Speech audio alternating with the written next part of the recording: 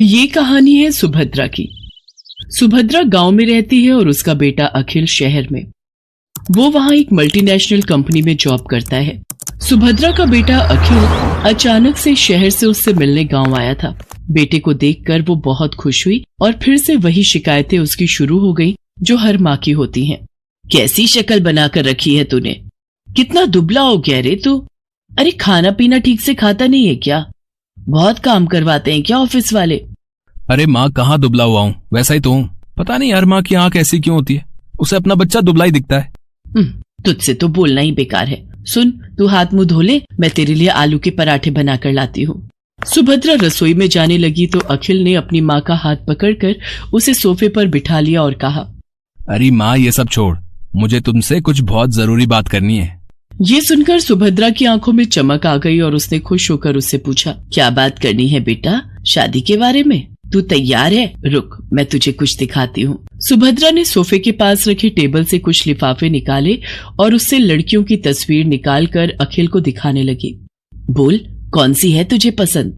अखिल ने उन तस्वीरों को बेमन से देखा और माँ से कहा, माँ मुझे इनमें से कोई भी पसंद नहीं है। क्या बोल रहा है तू? सारी इतनी सुंदर हैं, पढ़ी लिखी भी हैं। तब अखिल ने अपनी माँ से जो बात कही उसे सुनकर उनके चेहरे पर चमक आ गई। अरे सच, तूने लड़की पसंद कर ली है? अरे कौन है वो? क्या नाम है उसका? कहाँ की है? अरे माँ एक साथ इतने सारे सवाल। ये कहकर अखिल ने अपना मोबाइल निकाला और उसकी गैलरी से आकांक्षा की तस्वीर निकाल कर दिखाई। उसे देखकर सुभद्रा बहुत खुश हुई। वाह, कितनी सुंदर है मेरी बहू। मैं बहुत खुश हूँ बेटा, बहुत खुश। अखिल और आकांक्षा की शादी हो गई। जब वो पहली बार उसे लेकर घर आया तो सुभद्रा द्वार पर उसकी आरती उतार रही थी, तो आकांक्षा को ये सब पसंद नहीं आ रहा था। आकांक्षा शहर में रहने वाली मॉडर्न ख्यालों की लड़की थी। उसने सुभद्रा से कहा, क्या मम्मी जी, अब ये सब कौन करता है? अरे क्यों नहीं करता, सभी करते हैं। लक्ष्मी हो तुम मेरे घर की, और लक्ष्मी का स्वागत तो ऐसे ही किया जाता है। सुभद्रा की बातों को सुनकर आकांक्षा ने अपना मुंह बना लिया। अखिल चाहता था कि आकांक्षा थोड़े दिन माँ के साथ रहे, क्योंकि उसकी कंपनी वाले उसे देश से बाहर भेजने वाले थे। आकांक्षा ने भी कभी गांव देखा नहीं था, इसलिए उसने अखिल की बात टाली भी नहीं। ठीक है बाबा, लेकिन जल्दी आ जाना, मैं यहाँ अकेले बोर हो जाऊंगी। अखिल शहर चला गया। एक दिन की बात है, सुबह का समय था। आकांक्षा अपने कमरे में सोई हुई थी। सुभद्रा घंटी बजाते हुए पूजा कर रही थी। घंटी की आवाज से आकांक्षा डिस्टर्ब हो रही थी। वो गुस्से में बाहर आई और सुभद्रा से कहा, क्या मम्मी जी, सुबह सुबह इतना शोर क्यों कर रही हैं आप? ऐसा नहीं कहते बहू, मैं पूजा कर रही हूँ और अब तो सुबह के 7 बज गए। 7 बज गए तो मैं क्या करूँ? मुझे आप जैसे गवारों की तरह जल्दी उठने की आदत नहीं है। चलिए अब बंद करिए ये सब और मुझे सोने दीजिए। सुभद्रा को अपनी बहू की बात बहुत बुरी लगी, लेकिन वो चुप रह गई और खुद को ही दोष देने लगी। मेरी ही गलती है। अरे वो शहर की है, वहाँ लोग देर से सोते हैं, देर से जागते हैं। मुझे इस बात का ख्याल रखना चाहिए। आकांक्षा ज्यादातर समय या सोकर बिताती या अपने दोस्तों से बात करके। वो सुभद्रा की कोई मदद नहीं करती। एक दिन वो फोन पर बातें कर रही थी और सुभद्रा अपने बैल को चारा दे रही थी, तो अचानक उसका बैल जोर से रंभाने लगा। अरे क्या हो गया, क्यों गुस्सा कर रहे है तू? मैं आ तो गई खाना देने। हाँ ठीक है, मैंने आज थोड़ी देर कर दी। अरे क्या करती, मेरे घुटनों में जोरों का दर्द जो था। बूढ़ी हो गई हूं ना मैं। उधर फोन पर बातें करती आकांक्षा की दोस्त ने बैल के रंभाने की आवाज सुनी तो उसने कहा, अरे क्या बात है आकांक्षा, तबेले में है क्या तू? ये पीछे से कैसी आवाज आ रही है? अरे गांव है ना ये, यहाँ तो गाय भैंस की आवाज आएगी ना, कोई डीजे तो बजेगा नहीं। अच्छा सुन, मैं तुझसे थोड़ी देर में बात करती हूँ।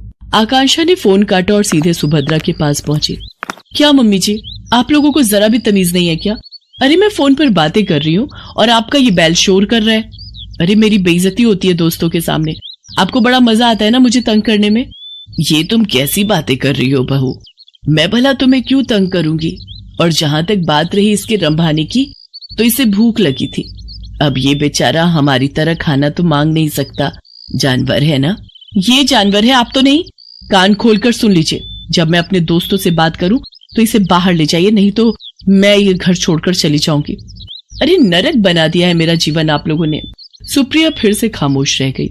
एक दिन जब वो गोबर से घर का आंगन लीप रही थी तो आकांक्षा फिर से नाक बंद करके तमतमाती हुई बाहर आई और गुस्से में सुप्रिया से कहा, क्या है मम्मी जी ये क्या है? पूरे घर में आपने बदबू फैला दी है। बहू, गोबर है ये, पता है कितना पवित्र होता है, घर में कीटाणुओं को प्रवेश नहीं करने देता ये। अरे क्यों मेरे पीछे पड़ी हैं आप? नहीं चाहिए मुझे अपने घर में गोबर वोबर, जब मैं चली जाऊंगी तो करते रहना ये सब। बिल्कुल गवारों के बीच में छोड़कर गया ये अखिल।